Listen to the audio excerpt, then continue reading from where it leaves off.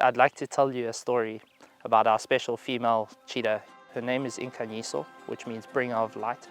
Back in 2023, she arrived here at Nyosi as a captive raised cheetah from up north. And she spent a good 8 months going through a rewilding process here at Nyosi.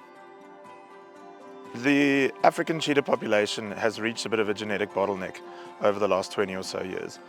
This is due to the privatization of conservation land and human fencing to block off and protect these areas from certain human wildlife threats. So with that in mind, there is now a need to introduce the captive genetics of the cheetah population back into the wild. This is when Nyosi partners with people like the Cheetah Meta-Population Initiative, identifies key genetic species in captivity, and goes through intense rewilding operation on the reserve. This can take anywhere from 6 months to a year, but in so doing, we get the cheetah to a wild point where it can then be moved on or introduced to a wild cheetah population at bigger reserves around Africa. So she gave us a surprise where she came out of a valley and she had a really bad limp and she wasn't putting any weight on her leg whatsoever. And this was obviously cause for huge concern.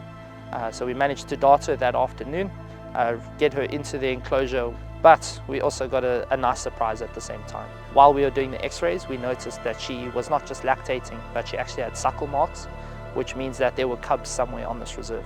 And that obviously now became a huge concern for us because we realized that we needed to find these cubs immediately. We headed straight to the valley where we believed these cheetah cubs would be. And about 10 minutes into me walking through the valley, I discovered that there was a beautiful female cheetah track at the bottom of the valley in the river sand. And about 5 meters to my right hand side, I heard a very faint call.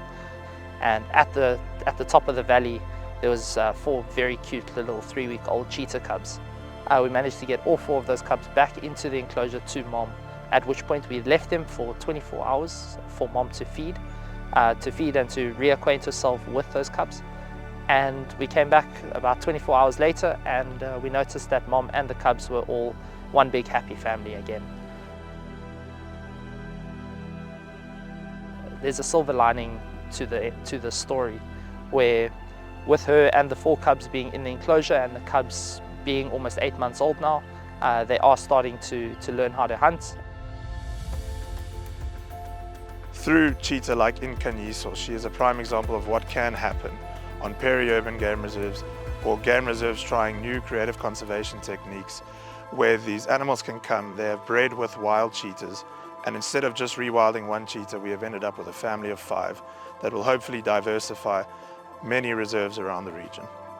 From the first time Nkanyiso broke her leg, we wouldn't have been able to jump to action like we did without the support of Global Humane Conservation Fund Africa, whose support for us has been invaluable in the raising and protection of Nkanyiso and her cubs.